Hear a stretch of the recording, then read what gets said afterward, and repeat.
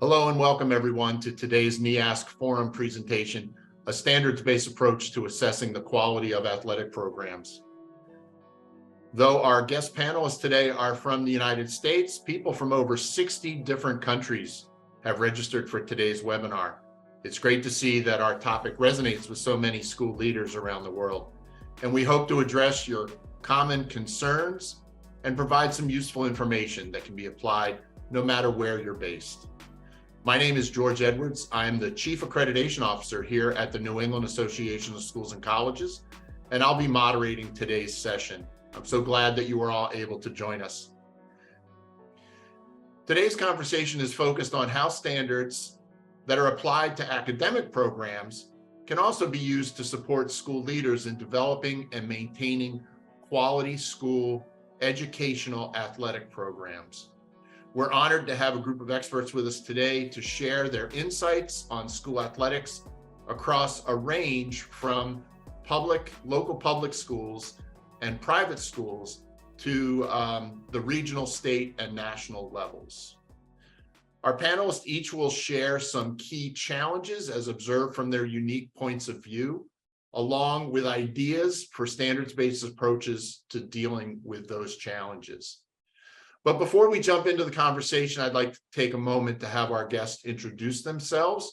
And first, I'd like to call on Bob Baldwin. Thank you, George. It's a pleasure and honor to be here this morning or this evening, no matter where you are in the world right now. I'm the Executive Director of the Massachusetts Interscholastic Athletic Association, which we fondly refer to as the MIAA. And I also serve as the Executive Director of the Massachusetts School Administrators Association, which is the MSAA, and the combination of the two really works well. So pleasure and honor to be here and look forward to having a productive time here. Thanks, Bob. How about Carissa, if you go next? Well, greetings to everyone. As Bob said, wherever you are and whatever time it is in your location. My name is Carissa Niehoff. I am the Chief Executive Officer of the National Federation of State High School Associations, better known as the NFHS. Our membership includes 51 state associations. That's the 50 states in the US, as well as Washington, DC. So we serve about 20,000 high schools across the United States. Pleasure to be here today. Thanks, Carissa.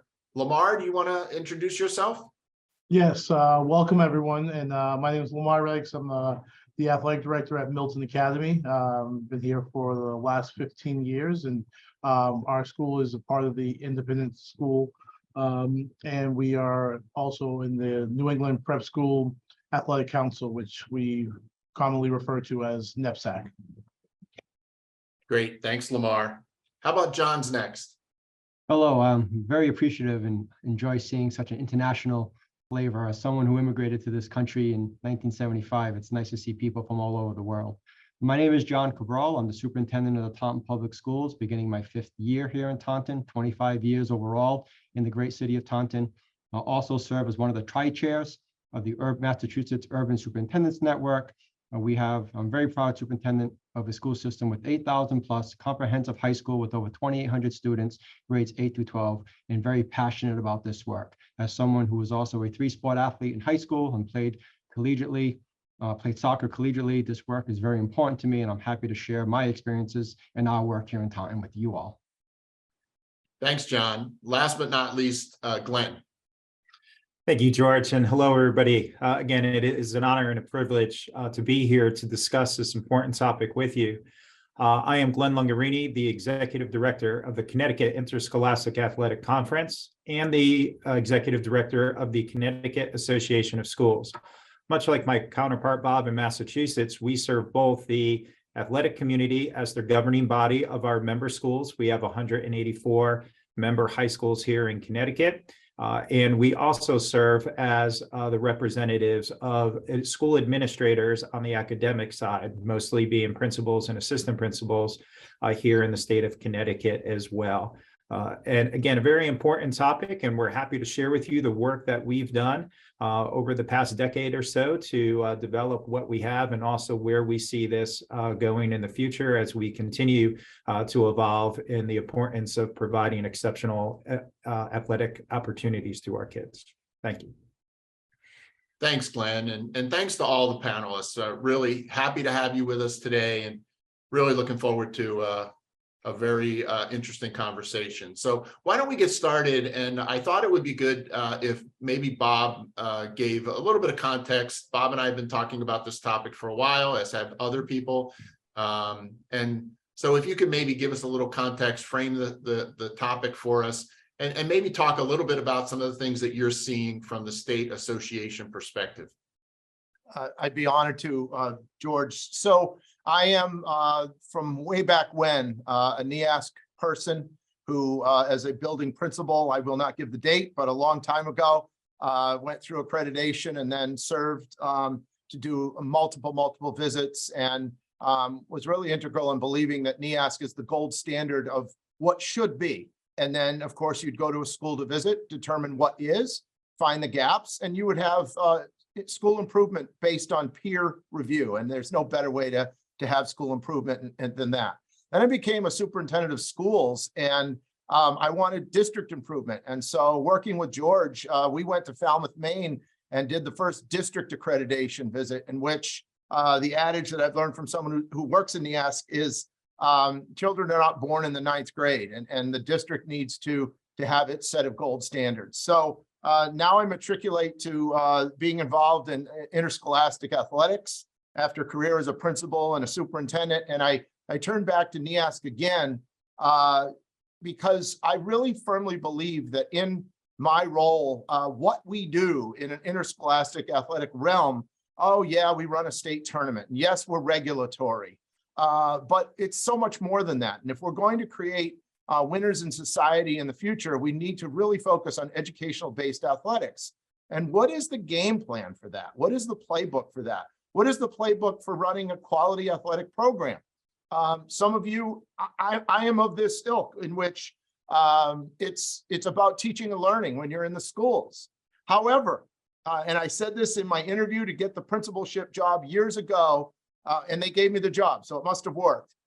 If you don't have your eye as a leader on buses, bands, and balls, you will be destroyed. And the bottom line is, people care, and as a superintendent, I would have a vacancy in my physics classroom for half a year, and you'd hear crickets. The kids got through, and if we have a problem with our JV girls soccer schedule, we'll have 120 people at a school committee meeting.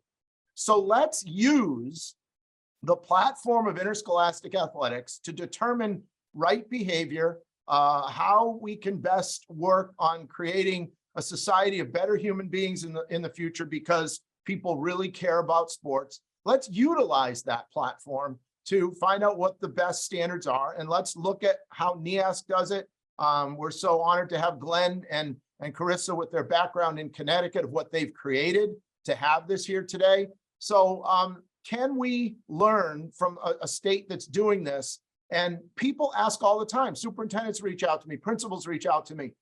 Where's my athletic program right now? Is it up to snuff? Does it pass muster? Is it what it should be? And if we have a set of standards that we could follow, then we can determine that. And those sets of standards need to be based on not just what we do, but why we do it. The educational-based athletics. I will not steal Carissa's thunder because she gave me the quote of the year that I've used. And Carissa, you can use it, so I won't use it. But that is our basis here, is educational-based athletics. Before I transition over to George and then to Carissa, we've had a lot of dysregulated behaviors occur. Whether it's COVID, whether it's the polarization of the world we live in, the word "and" doesn't seem to exist anymore. It seems that you are either this or you are that in your belief system. And that absolutely moves to people in the stands, student athletes and their behaviors. And we have seen dysregulated behaviors take over a school and or district. And why not proactively address those issues? What we're doing in Massachusetts was enough was enough.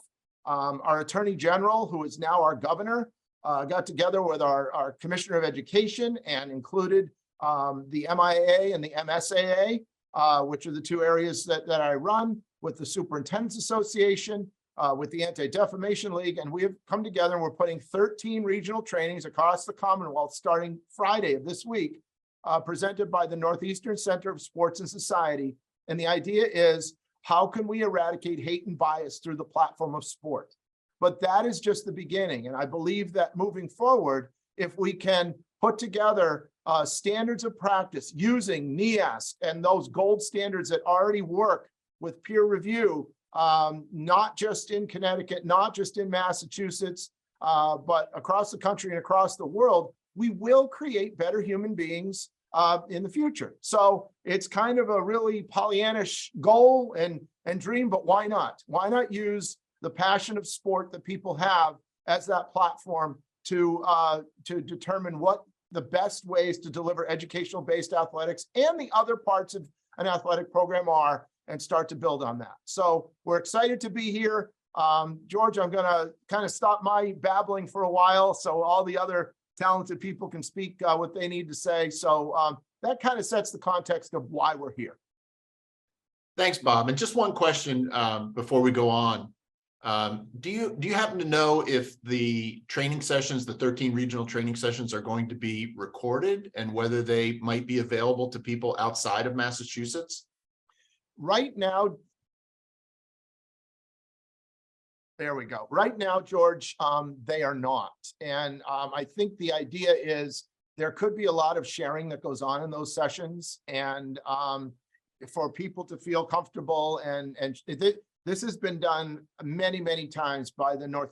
They are country renowned and world renowned in the work they do with all kinds of different institutions. And I believe in order for people to just say what they need to say and feel really comfortable, right now, those trainings in and of themselves are not going to be recorded at this point in time. We do plan on having follow-up from there. If anybody ever did want to see a short blip of what we did, we had a December 8th event at the TD Garden, and there are video clips from that on MIA.net on our website, right at the top banner. Unfortunately, you'll have to hear me talk, so if you don't want to go on and do that, then don't. But that could give you a little idea of what we're doing in that. But I think for the sense of confidentiality and people being open to discuss, right now, we're not doing that. That makes sense. Thanks, Bob. And I guess if people were interested in the content that's going to be presented, they could always contact the Northeastern Center. Absolutely. Good. Carissa, can you talk to us a little bit about the concept that Bob has introduced about educational athletic programs and what you're seeing from kind of a national perspective? Sure, George, thank you. And Bob, I have failed to come up with the quote that you say that you have used. So I just dropped the pass back. You may want to share that quote at some point. I'm trying to remember what it was. We're focused too much on the performative and not the formative. There you go. And I credited you with the TD Garden by quoting you, so I didn't plagiarize. Yes. But it's so well said, Carissa, that we're too much on the performative and not enough on the formative. Absolutely. I appreciate that, because that actually was the first point I was going to share from that national perspective. Just before doing that, though, thank you to NEASC. Thank you, George, for your support of this good work. And as a former Connecticut high school principal, having gone through the NEASC accreditation process, there is, as Bob described, no better professional development with the right purpose and intentionality in mind, peer driven, and the standards truly are the gold standards. And we're just thrilled at the NFHS that your team at NEASC is willing to help us advance the work around co-curricular programming such as interscholastic athletics. So thank you. I jotted down a few bullet points that I thought from the national perspective might be valuable to share. And I always will be wondering if for our international friends, especially, if these resonate with you as well across the world. As I mentioned, our national federation membership includes 51 associations, about 20,000 high schools, and an untold number of middle schools that also look to our guidance. We are obviously interscholastic athletics, but we are also speech, debate, music, theater, and academic quiz bowl. So we kind of think we have a lens on the second half of the high school day, if you will. Some things that we've seen nationally, and my first bullet is exactly what Bob referenced. We've seen the institution of sport at all levels, from entry as a youth to exit as a professional retiree or injury-laden athlete, go from being something that was traditionally valued as a formative experience, developmental, to one that is arguably almost all performative in nature. And what the formative to performative shifts really looks like, and again, at all levels, are a number of things. I think we have lost our focus on the importance of what sport can do in terms of development for young people, not just physically, but mentally and emotionally and socially. We have lost our lens on age and stage about what a sport involvement should look like. I think our national governing bodies are trying to regain that model, but obviously they have an influence on the elite development pipeline because they serve the Olympic movement. What we need to try to do is bring that developmental focus back, especially at the youth levels. And what does that look like? I think we also have to regain our focus on alignment between sport programs and, in the United States in particular, physical education programs. We're well aware that we are one of the few countries in the world that has scholastic-based sport experiences, interscholastic athletics. We also have club models. There's been some tension around territory in that regard, around sport. We used to really look at a healthy physical education program as in alignment with some of the goals of a sport program. And I think we've lost the value on physical development of lifetime skills in an educational setting where all kids get exposed to what they need to know about taking care of their bodies, sport being one way to do that. So that's another thing we're seeing nationally, is a devaluation of the physical education experience. And I saw that there was a couple questions around physical education, and I really appreciated those questions by our participants there. Another thing that we're seeing, and this is no surprise to anyone, in the youth sports space, whether it's recreational or very competitive club, there is such a variance of opportunity based on socioeconomic challenges. So this is exacerbating the have and have-nots, which of course will lead to retention or not in a sport environment for kids.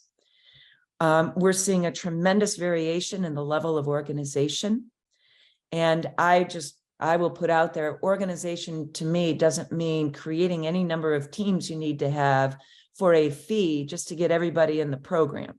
Organization around coaching education, parent education, healthy balance of what the experience is. So our club model isn't just heavy on competition, but heavier on skill development and the fundamentals of sport and camaraderie and the lessons learned by being part of a team, the culture around participation.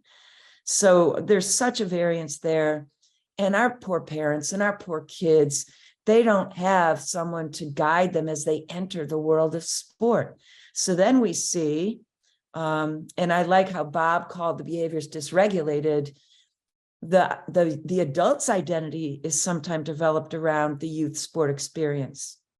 When I was a high school principal, I had a mom make an appointment to come and see me about her son getting cut from the freshman soccer team.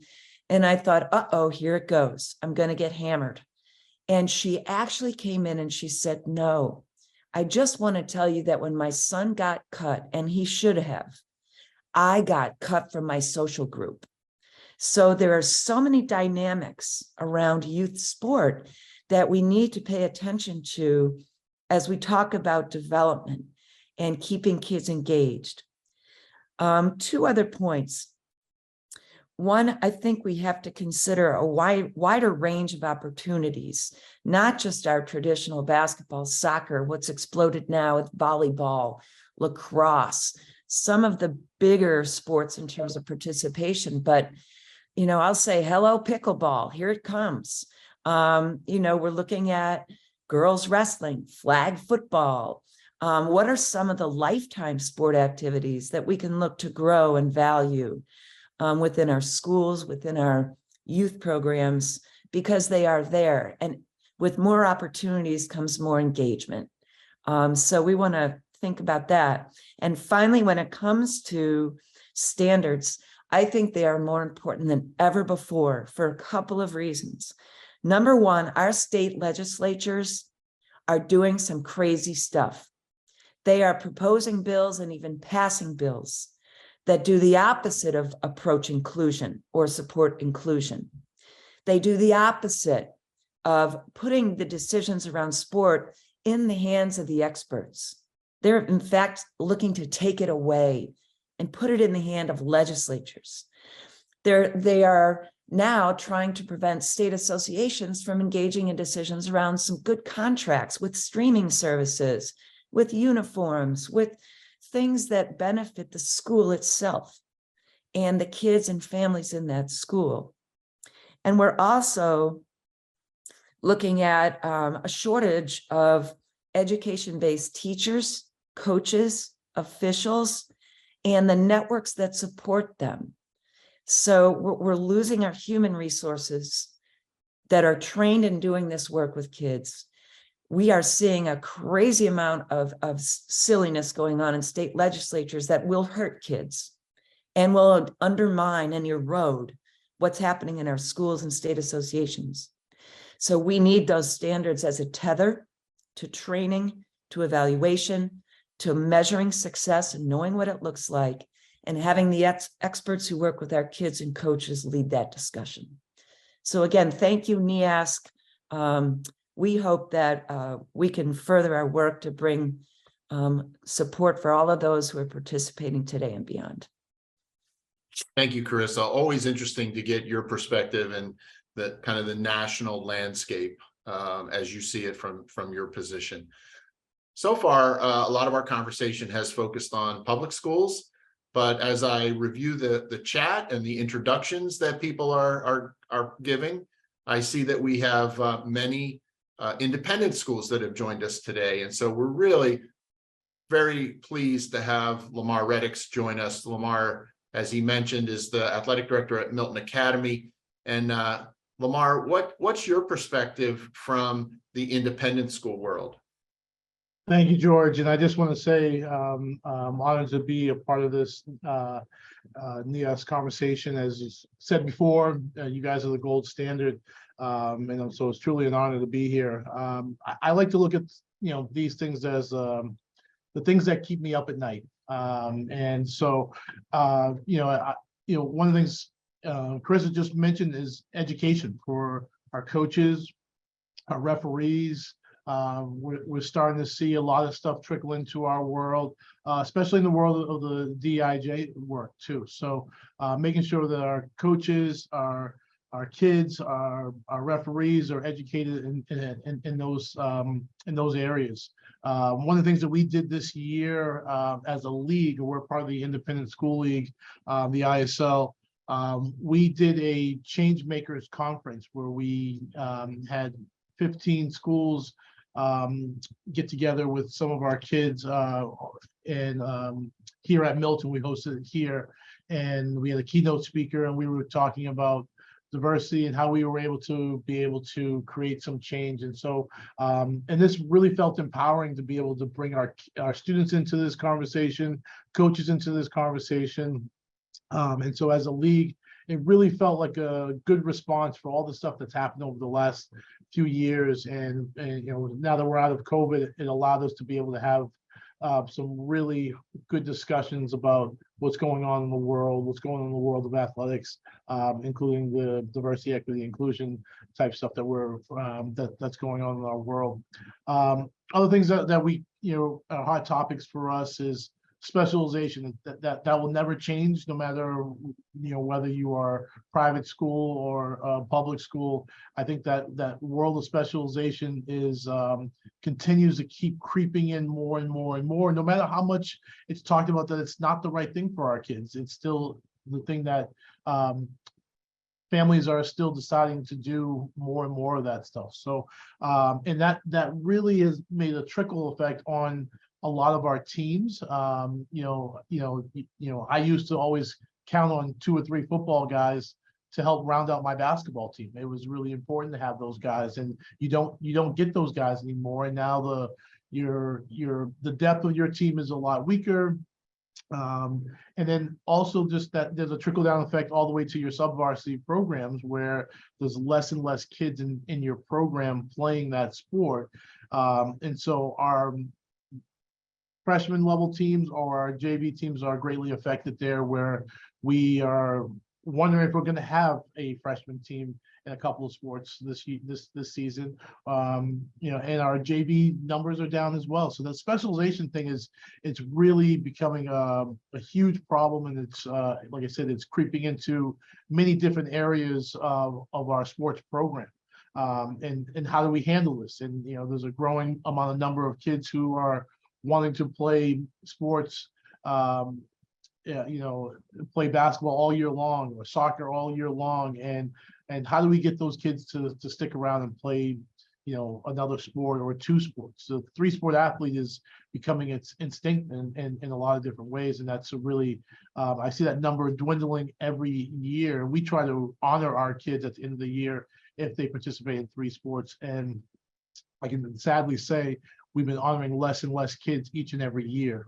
And then the teacher coach model, which is so prevalent at independent schools, that is slowly disappearing as well. And so and coaches are disappearing as well, referees, coaches, and that's making it harder to have run our programs. And like I said, Chris has talked about education. So sometimes you're not necessarily getting the best coach every single time, and then you have to try to educate those coaches around that sport. And one thing that's slowly creeping into I shouldn't say slow, it's in our world, is the name, image, and likeliness.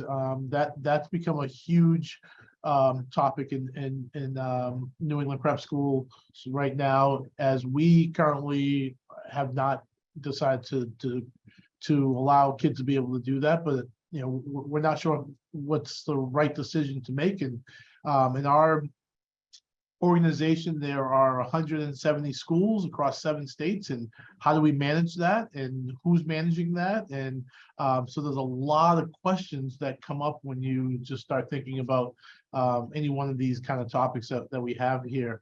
And the one that's probably just hit us a lot more in the last couple of years as we've come out of COVID is the mental health of our student athletes, and how do we support that in the athletic realm.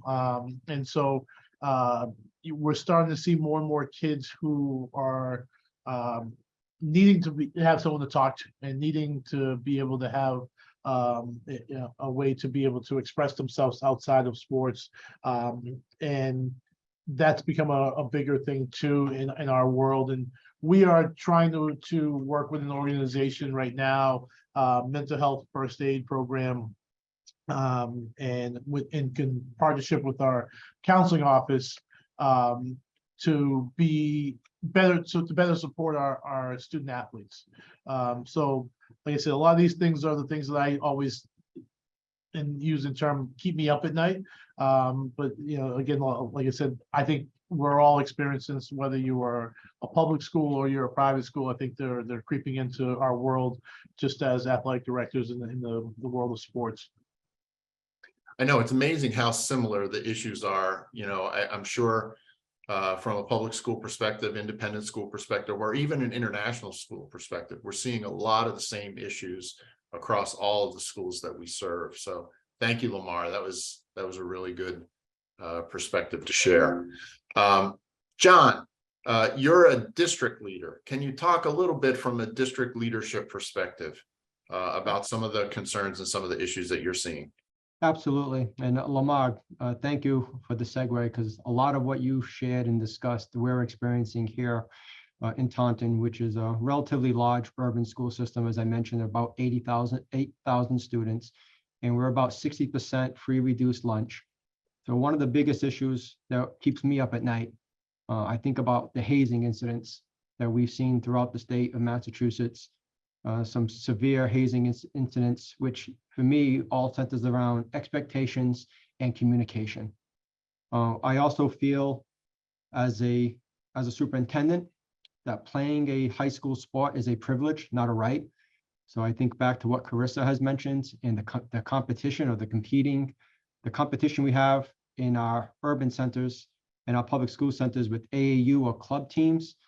Getting back to realizing that playing a sport at a high school level, any sport, whether it's as an 8th grader or a 12th grader on a freshman team or a varsity team, playing for the name on the front of your jersey versus the name on the back of your jersey, getting back to that team concept versus this immediate gratification, this instant gratification, and how can playing on this club or playing on this team benefit me versus benefiting the team. So some of the issues that we are dealing with, communication expectations with regards to our students and our parents. And one of the charges that we've asked our athletic directors with our coaches is to have preseason meetings. You would think that that's something that's very common across all sports and all schools, but it doesn't happen often. So prior to each season, our coaches, our athletic director, they meet with our students, they meet with their parents, and they discuss the expectations around playing a sport at this level. And again, what are the communication protocols?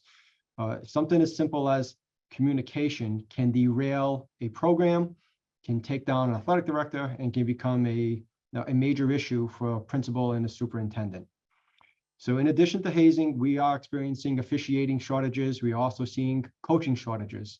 So one of the strategies that we are trying here in Taunton is we have launched for the first time in our school system's history an officiating course, where we had, I believe, 12 to 16 high school students who completed an officiating course. So there will be licensed officials that can officiate games in our leagues here in Taunton.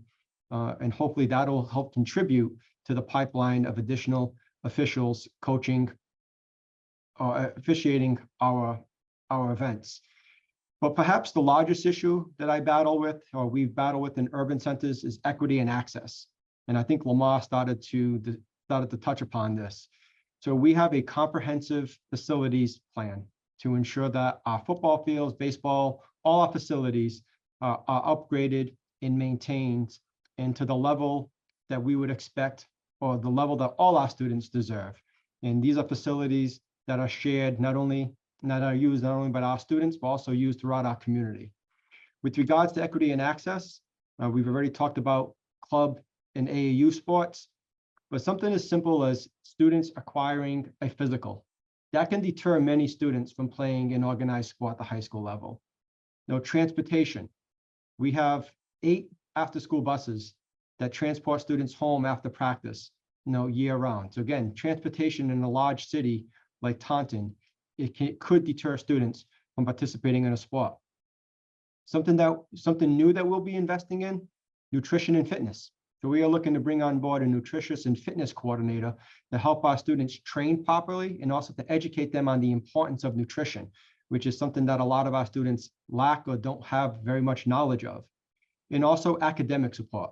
With the addition of the late buses, knowing that students have time before practice is setting them up with a schedule or opportunities where they can receive the academic support prior to going or participating in their sport. So as an urban center, we try to eliminate the barriers. We have a high goal of 25% of our student body participating in a extracurricular sport activity outside of band and other clubs, because we believe that an engaged student will have higher grades, better attendance, and be contributing members or better contributing members to society because of the lessons that we learn through playing sports. And as I mentioned earlier in my introduction, I can pretty much tell you, without soccer, I would not have been able to attend university. And without soccer and attending university, I wouldn't be in the position that I am today. So it does open up doors. I also worry, lastly, I also worry about what our students see with regards to professional athletes or collegiate athletes not acting or behaving in a manner that is reflective of how we should be acting or how students should be acting in school. So it goes back to that dysregulated behavior. I think we need to do a better job of holding our student athletes and our adults accountable. And then the last piece that I'll talk about is, and I think it goes back to the work we're doing around removing or eliminating hate from sports, is sportsmanship. Sportsmanship from our players, whether it's before an event, after an event, and then also sportsmanship with regard to our fans, how our fans behave or how our fans treat the visiting fans or how we treat fans when we're on the road. So these are all topics that keep me up late at night. And these are all topics that are very important. And I cannot thank Bob and his leadership. When I reached out to Bob several years ago regarding we need to do some work around this area. I'm blessed to have a great athletic director who knows what to do and how to do this. But I worry with the turnover that we have, that if we do not have a set of standards for future athletic directors, principals, and superintendents to guide this work, to drive this work, I worry about where the state of sports will be in the state of Massachusetts. Thank you. Thank you, John. And before I introduce Glenn, I just want to share one of the questions that came before during the registration process. And it asks, do you have examples of tools that schools can use to assess the effectiveness, progress, and growth of athletic programs? And I mention that now because I think Glenn and his association in Connecticut have such a tool. And Glenn, maybe you can take an opportunity to talk a little bit about that. Thank you, George. Connecticut's happy to solve the world's problems if we can, but it is a global challenge, and I think it's something that we often talk at the National Federation meetings about the challenges that we see nationally about this. But looking at today's participants, clearly it's a global challenge that we're facing here as well. Bob, you started us off in talking about the piece we're trying to create, better citizens, and we've heard from each of our panelists on that, and within the chat as well, saw from one of our participants here the comment that believe that athletics shape our students to become better learners as well as happier in our daily work and routines. And so we all know and understand the importance that athletics can play within our lives. And as John just shared, the importance that it has certainly played in his and getting him to where he is today. And, when we think about what's really changed culturally within sports, and in my opinion, we've seen a monetization of sports at the youth and younger levels that has greatly contributed to where we are today. Lamar mentioned the name, image, and likeness as well. But when we look at the number of club teams, the number of, AAU teams or amateur athletic opportunities that are there, and how the funds and the money that goes into those, the way that sponsors get involved from the youth levels up right now is certainly something that is challenging us. So this is where we believe standards coming into play is extremely important, because if we don't set the standard, then the standard that gets set is that monetization of the sport. How does my kid get a scholarship? That cannot become the focus of our youth and our high school sports. It has to remain that the focus of the interscholastic, the education-based opportunities that we give our kids is to create meaningful relationships, to develop close ties with schools and communities, to have strong peer friends that are with us, and have strong adult mentors that can help shape and guide us in the decisions and the choices that we make throughout our lives. So within Connecticut, as we look at this, and one thing, I'd point out as well is each of our panelists have spoken today. The one thing that you've never heard in us talking about this is the concept that we have to win. So while all of us have, state championships and tournaments that we run, it's not the focus of what we do. It's the natural progression and culmination of a season to come to those championships. But the focus is not solely about winning that league or that state championship. It's really about those connections that we develop. even for myself, my past experiences, I was fortunate enough to play on a baseball team in college here in the U.S., where we were able to win a national championship. I don't remember a heck of a lot about any particular game, but I remember a lot about my teammates. I remember more about practice than I knew about the games, and that just again speaks to the ties that comes from those sport experiences. So within Connecticut, we do have a program that we title an athletic evaluation program. We do have a school in Connecticut at the end of March, beginning of April. We'll be undergoing one of these reviews as well. And it's a great opportunity for schools to just look at their program, take stock of what is happening, what is the experience and the perceptions from their stakeholders, from the parents, from the coaches, from the student athletes, and from the school administrators themselves. It's also, we're finding right now, a good opportunity that when you have challenges within your community from parents who feel that the program isn't fulfilling the needs of their student athletes, we find more often than not, what the result of going through this process does is truly highlight the exceptional work that is happening within communities. Again, it shifts the focus, where a parent may believe that the goal of that opportunity should be to help my kid get an athletic scholarship. It's not, and it helps reshape the focus and shows all the positive things that are happening within those schools and communities. So what we focus on is our first standard is looking at the program's guiding principles. So how the athletic program develops a mission and clearly defines that mission and delineates the expectations of that program for its stakeholders. The second standard that we look at is program curriculum. Yes, we are an education-based experience. So we do need some curriculum and we need some understanding of what we are producing out to kids. Again, it's not just about wins and losses. So how has the athletic program developed and implemented programs, activities, curricula that enable the school to achieve its athletic mission? So we always want to tie back to the mission of the school and the mission of the athletic program to keep those things in alignment so that, again, the focus remains education-based. The third standard that we look at is program resources and equity. We've mentioned before that there are some communities that have more financial resources than others do. But investment in people is something that doesn't take a lot of money. And we can continue to look at how are we investing our resources to ensure equitable outcomes to our student athletes. Particularly within the United States, there's been a lot of conversation also recently about Title IX with the recent 50-year celebration of Title IX, which Title IX seeks to give equity to men and women's sports within your program. So, looking at these opportunities as well, are you providing sufficient support and resources through our governing body, also through the school themselves, to assure that the achievement of the athletic mission and the school's mission can be met? The next piece that we look at, our fourth standard, is program administration.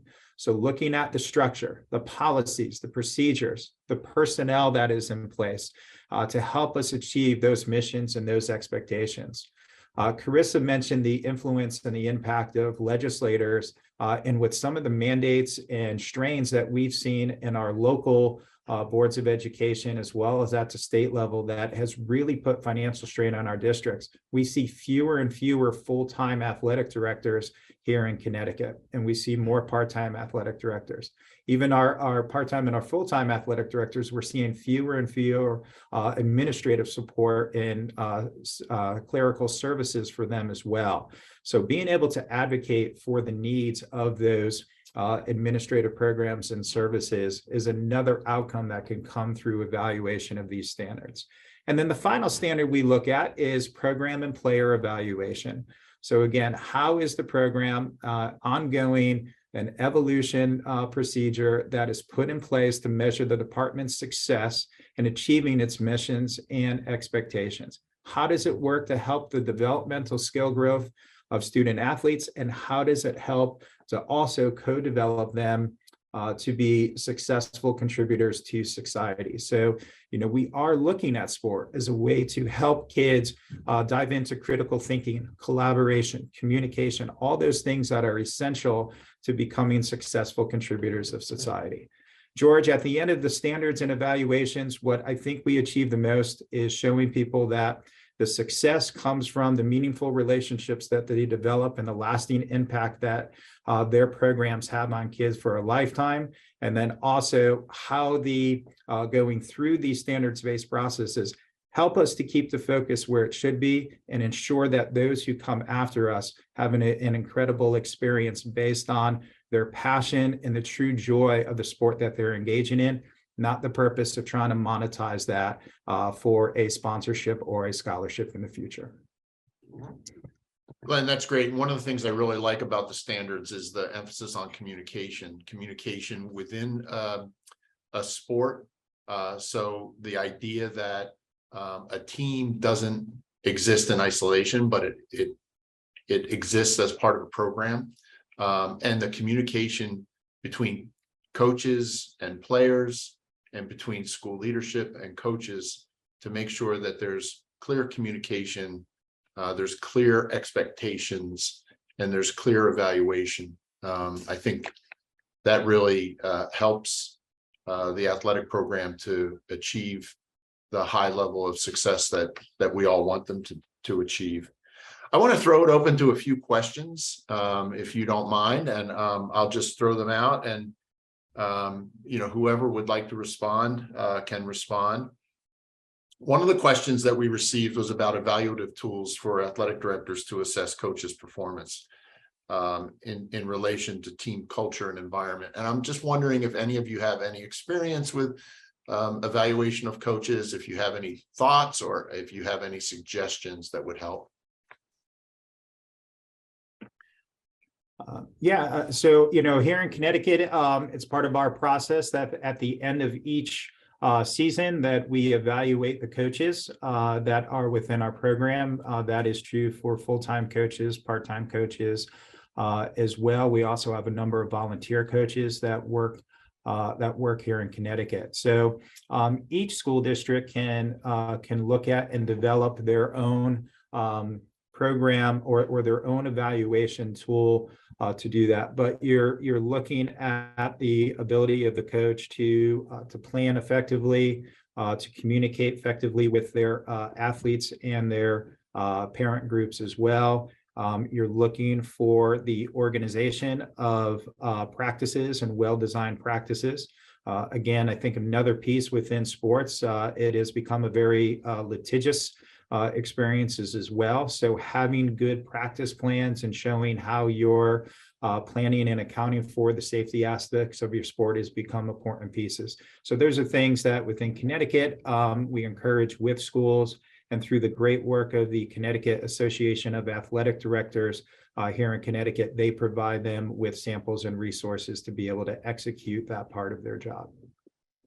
George, I'll just chime in to say from my old world of principal and superintendent, the execution across, take Massachusetts, 270 superintendents or districts is probably spotty at best.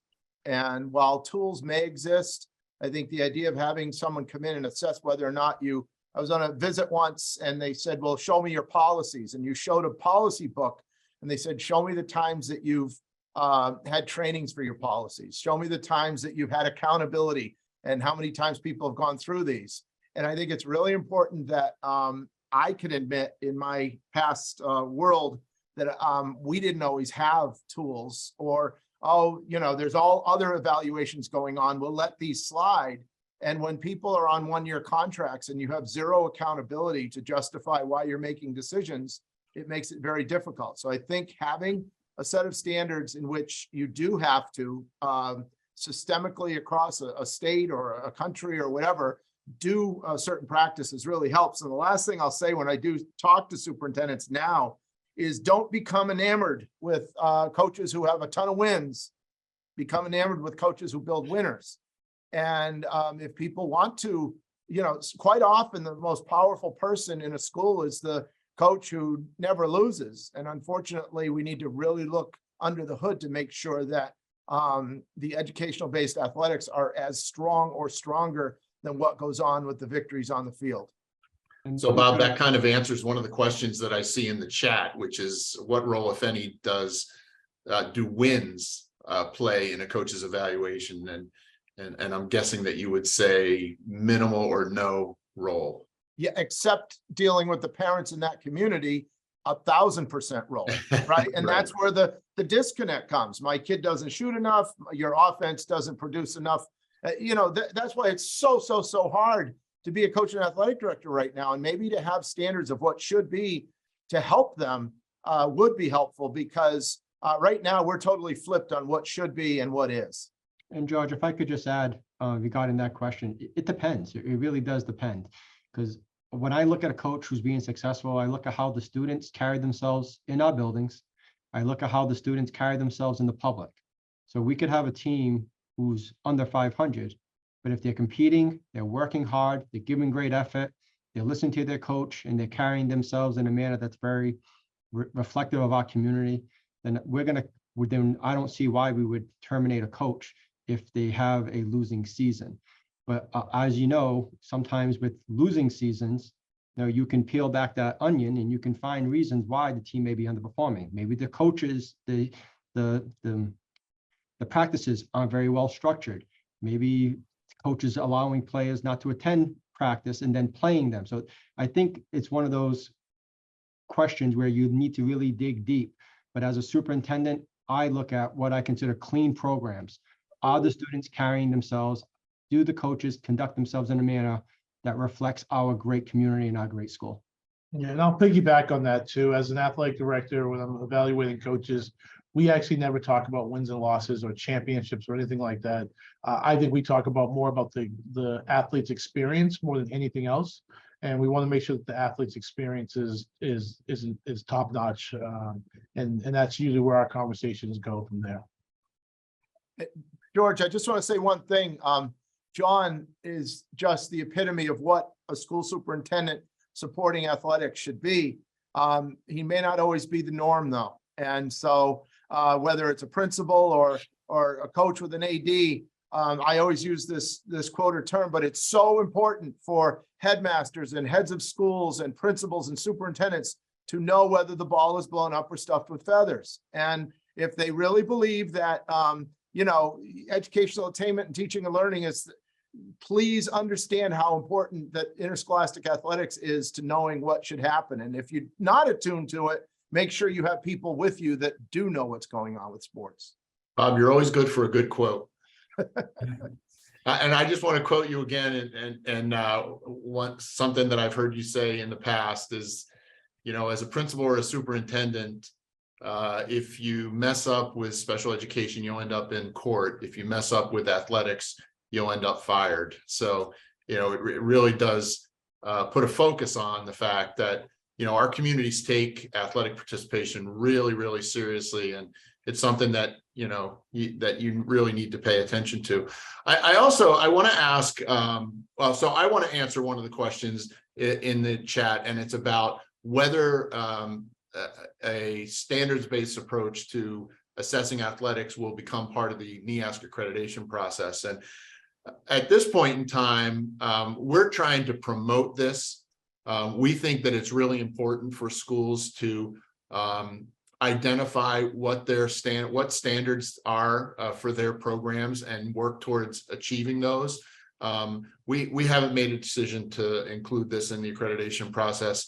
We're open to trying to support it, and that's really where we are right now. So the last question that I want to throw out is about, it really goes back to the idea of educational athletic programs, and how do we ensure that our athletic programs really are part of the teaching and learning process for our schools? I'd be happy to start with that.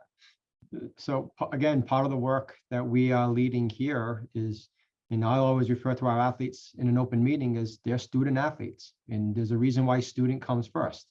These are students who attend our schools and have the privilege of playing a sport for what could be 5 years in our school system.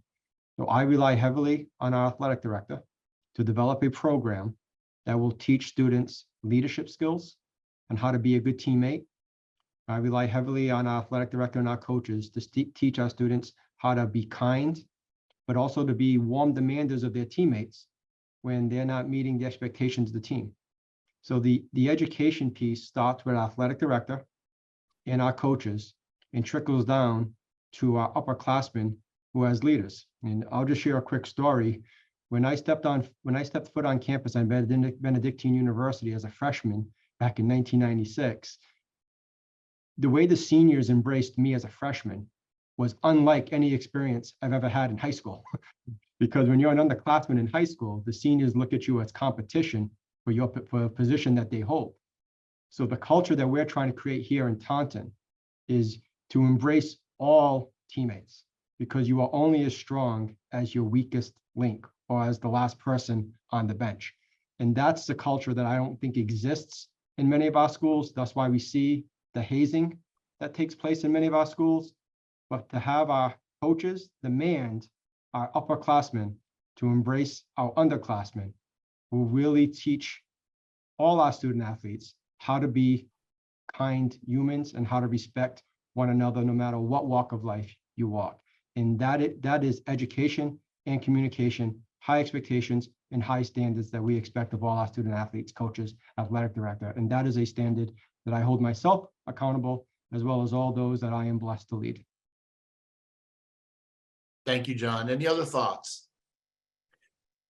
Well, George, if I may, again, I love listening to the folks in the school districts and state offices that are closer to those kids directly than we might be at the national office in Indianapolis. But I think about who's telling the story about what our why is and how there's a collective need for all of us involved, no matter where we are in this endeavor, to absolutely recapture the purpose of what these programs are. And John said it, it's education. So when we talk about what education is, it's learning. And how do we learn? So do we all even understand what learning looks like? And what does success look like learning through sport?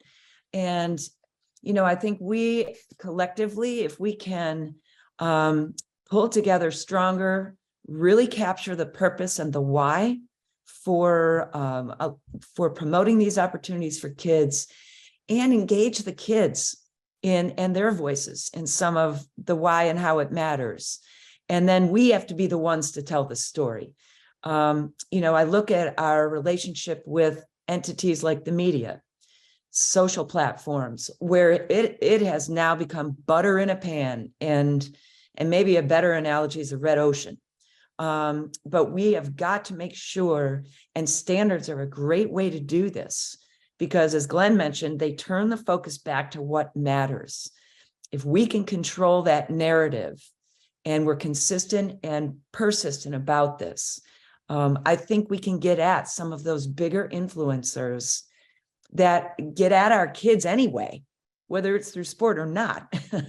But so I'm sorry to back out a little further, but I do think that all of us on this call and in this meeting can work together to coalesce around the why, what success looks like, and standards are going to be the way that we can align ourselves consistently across platforms.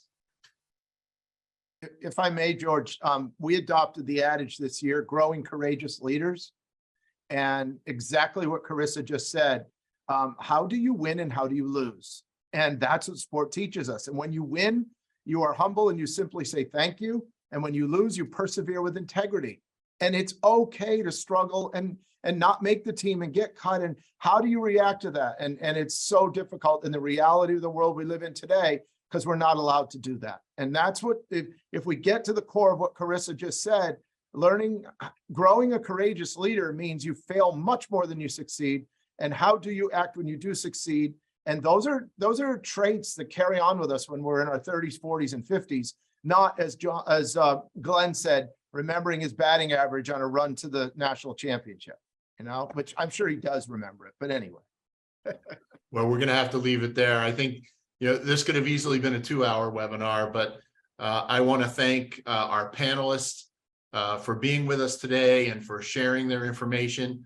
I want to give a special thanks to Glenn. If you haven't seen it already, he's put a link in the chat to bring you to the CIAC website and the standards and evaluation process that they have. On behalf of everyone at NEASC, I'd like to thank all of you for attending today. We really appreciate your thoughts, your comments. I'm sorry that we didn't get to all of the questions that you posed for us, but we tried our best to answer as many as we could. We thank you for joining us today. Have a great day, and we hope to see you soon.